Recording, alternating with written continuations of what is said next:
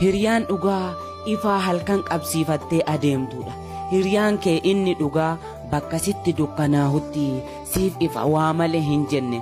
Hiriyaa dhugaa argachuuf jalqabaa kabajaa namaaf laadhu. Kan sii gadi hin tuffatin kan sii olii kabaji. Hiriyaan kabajaa kee yookiin jaalala kee siif qabu yeroo ati dogoggorte sitti hin kolfu. Gaafa ati dogoggorte ofitti qabee si gorfata. Garuu hundi hiriyaa dhugaa sitti hin fakkaatin.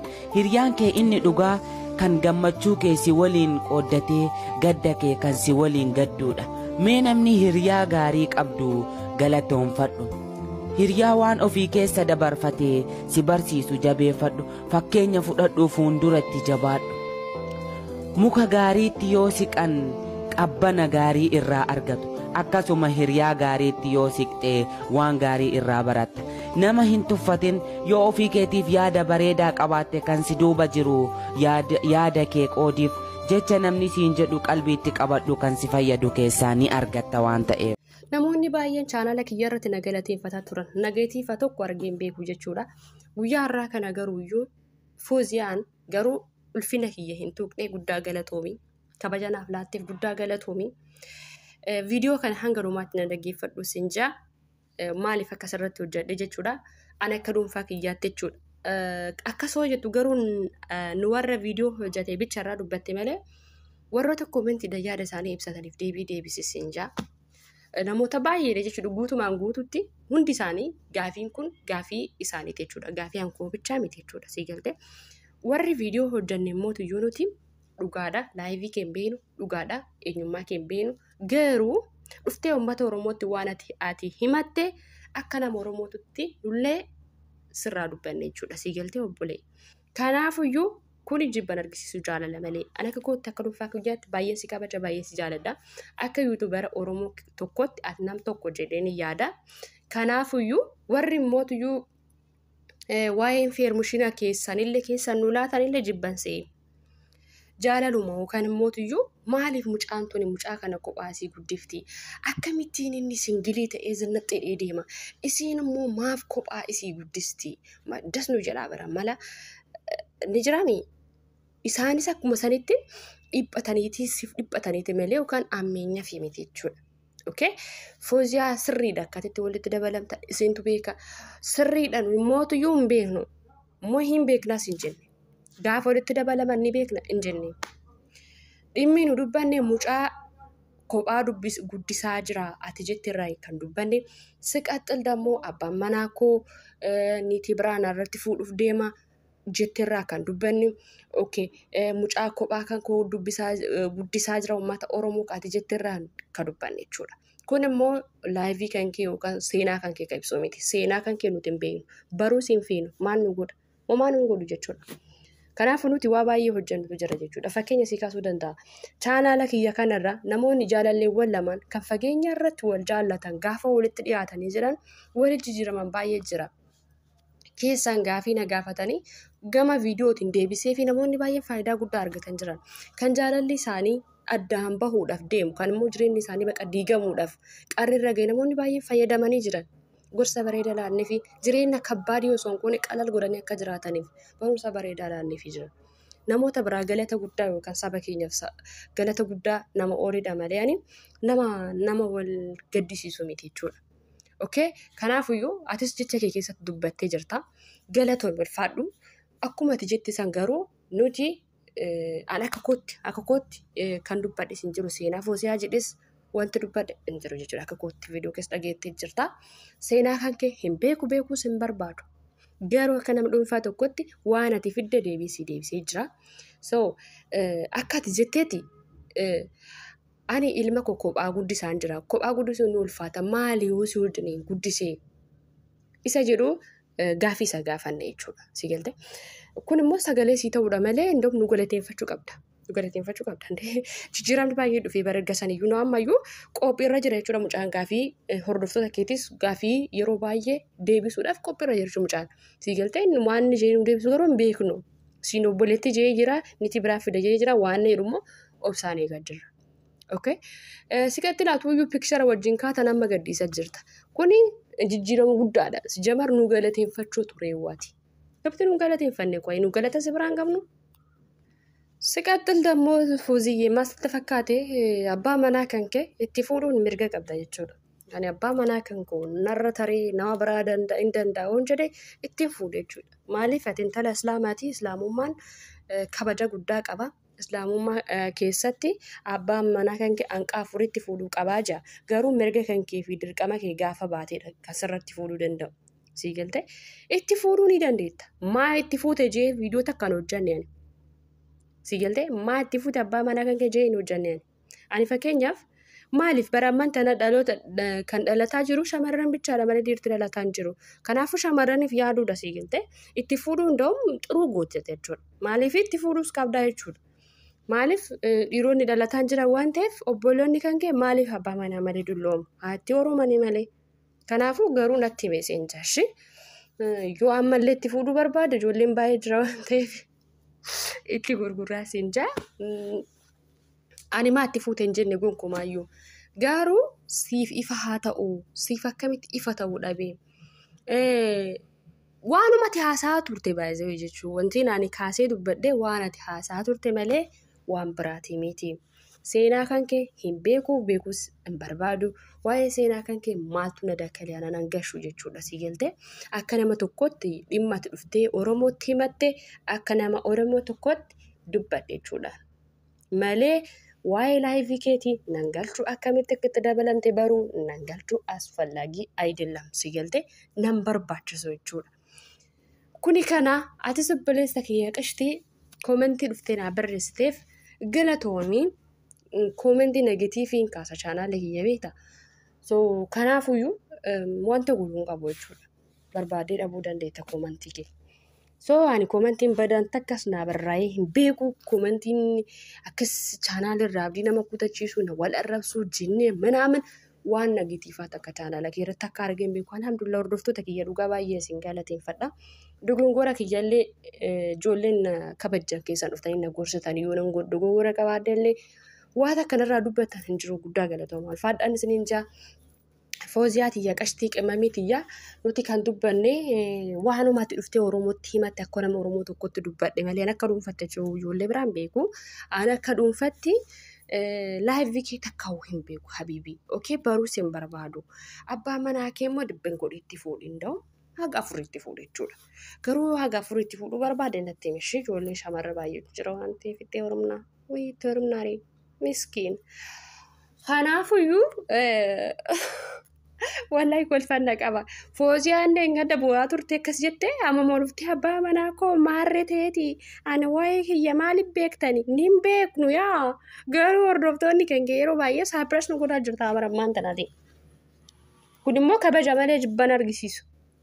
Nama tokko nama si hordofaa ture tokko dhufee gaaffii si gaafate jaalala kee argisiisa malee jibba kan xilaachaan argisiisu. Yee xilaacha adeelan fiqir hin jees. Sii galte kuni fiqiriidha jechuudha. Sarara kanaaf yemmuu hordoftoota kiyyaa wallahi waan baay'ee nama gaddisiisu takkaan isinitti hima. Viidiyoo kana yookaan gara dhumaa kanarratti irraa muradhaati gara YouTube guruppii garaagaraa irratti sheerii godhaa miidiyaa garaagaraa irratti sagalee gara dhumaatti isinitti himu kana sheerii godhadhaa jechuudha. Maaliif waan laphee namaa cabsu tokkotu uumame jechuudha.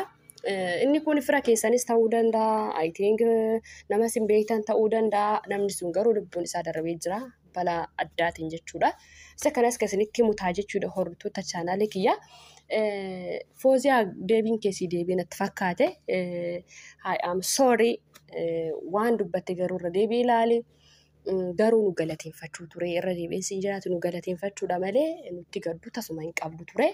Maaliif amman tana abbaan manaa kan kee atis piikchara wajji kaatan gadhiisaati jirta. Maashallaa innillee Fooziyaa fi haadhi manaa koo fidee dhufe jee garuu Fooziyaa haadha manaa koo hin jenne wayii gude. Maa inni garuu anaaf gaafiidha kuni. So Fooziyaayyee ati nu galateeffachuu ture malee nutti xiqqoo qirii qabda fakkaata. Xiqqoo jechuudha garuu gammachuu akka qabdu sirraan mul'ata. So amma kanaatiin illee viidiyoo sararratti hojjannu የፈለግሽውን ፖስቺው የፈለግሽውን አንብቢ እንደፈለግሽው ኑሪ jireenya dhuunfaa keetii bar nunnaqu jechuudha garuu hordoftoota kan kee koomentaara isaanii ilaali jechuudha maaliif namoonni kabaja keetiif malee waan biraatiif miti jechuudha. Hundi keenya laayivii keenya jiraachuudha. Dhugaa jettee hireen ganamaati. Dhugaa qabda Fooziyaa. Aarsaa guddaa irratti kafaluus qabda. Abbaa mucaa keetiiti. Waan barbaadde irratti kafali. Garuu wanta ati beekuu qabdu Fooziyaayyee. Jireenya kee dhuunfaa gara miidiyaa kanatti fidde taanaan namni kamuu dhiqee namni kamuu si miica namni kamuu sheerii si godha namni kamuu yaada mataa isaa hin kennata jechuudha. Kanarratti immoo durumatti yaaddee ol baasuu dhabuudha malee laayivii kee ol baaste taanaan itti gadduu hin qabdu yenee qoonjo. Ishii akkasiis siin jedha. Osoo gara fuulduraatti laayivii keessan ol baasuu baattan baay'ee na gammachiisa. Kanaaf feesii akkana wal argaa jirru kanarraa walirraa haasayuun garuu itti kafuufutaa jechuudha. Yoo isin jechuun ni jiraa miti. Yoo isin negatiiva kan namoota barsiistan taate namoonni akka negatiiva isinirraa hin baranne jechuun yaa'an jibba tidaarii namoonni qalal godhanii ilaaluu qaban si galtee tidaariin dastaa tidaariin gammachuu tidaariin xilaacha miti bara tidaariin idaa miti. Namoonni akka tidaarii qalal godhanii ilaalan jaalalleewwan lamaan akka gara mana tidaariitti deeman taasisuu danda'udha qabdanii nuti yookaan akka dhuunfaa kiyyaatanii kan gorsusanidha jechuudha. Tidaariin gammachuudha, tidaariin jaalalaa, tidaariin waan baay'ee jireenya haarawaa jireenya bakka gaafa san bifa haarawaan dhalatte jettee yaaduu qabda jechuudha tidaariitti gaafa siin fudhate. So tidaariin gammachuudha jechuudha barbaadeeti. Kanaaf tidaariin akka gammachuu ta'e dhaloonni akka baran mul'isuudha qabdu. Amma nuti nu gammachisa bara malaasii abbaa manaa kee daa'ima kee taatanii osoo fiqirii nu tamarsiftanii yaa maashaallah እንዴት ደስ ስትሉ ሲገልtee nuti jibba keessan hin qabnu yaa qonjootiyya yaa bareedduutiyya yaa qashtiitiyya nu jibba keessan hin qabnu shi akkasiin sinjaa shaa jettanii akkasitti fiqirii osoo barsiiftanii akkasitti nullee heerumuu dandeenya jechuudha. Abbaa manaa keenya wajjinullee akkasitti shaa jechuu feena jechuudha. Garuu isin akkas gargaroo teettan nullee boru gargarteenya jechuudha. Maaliif isin warroota chaanaalii keessan guddaati isinirraa waa barachuu qabna jechuudha. Shii bareeddutiyya. Kanaafuu gara badatti nu fudhatin jechuu barbaadeeti qashtiitiyya. Wanta biraamoo wanni isinitti hordoftoota kiyyaa Beeruutiin keessatti guyyaa kalee malee dheengaddaa jechuudha. Kalee malee dheengaddaa mucayyoo wayii garuu ijoolleen mucayyoo tana boontuu jedhaa jiranii. Mucayyoon tun Oromoodha maqaasi boontuu jedhaa jiranii. Beeruutiin keessa tan jiraattu boontuu mucayyoo jedhamu maqaasii boontuudha garuu siin suuraa isii isin maxxansuu hin danda'u. Maaliif yuutuubiin naa daba jechuudha mucayyoon dhiigaan baxabbaxamtee jirti. Guruppii wayii keessa warri wajjin jiru telegiraamiidhaan ergee ture. Oke baay'een keessan laaltanii jirtan jechuudha asirratti. Abresh qeeraatti viidiyoo san erginee turre. Piksharaa sanis erginee turre. Mucaan irraan hojjedhu kun fuula sooshaal miidiyaatiif hin ta'u jedhee sababbi isaas jarree warra amaaraa yoo ta'an malee hin hojjetan. Jarreen suni yoo iseen sun amaaraa taate malee hin hojjetan. Miidiyaan mucaasanii hin dabarsu jechuun ijoollee Oromoo miidhamaa jiran biyya Beeruu keessatti. So mucayyoon osoo karaa deemaa jirtu makiinaan dhaye. Dhayuu bichaa osoo hin ta'in deemismaasii irraa naqee bakka qirxifxif godhee si nyaata akkamiin jaare. Dhiiga taate mucayyoonii makiinichi ni kutee namni takka makiinaa san qabe tokko hin jiru makiinichi kutee jira mucayyoo ajjeesee jechuudha. Warri ijoollee hiriyoota keessanii Beeruutiin keessaa qabdan.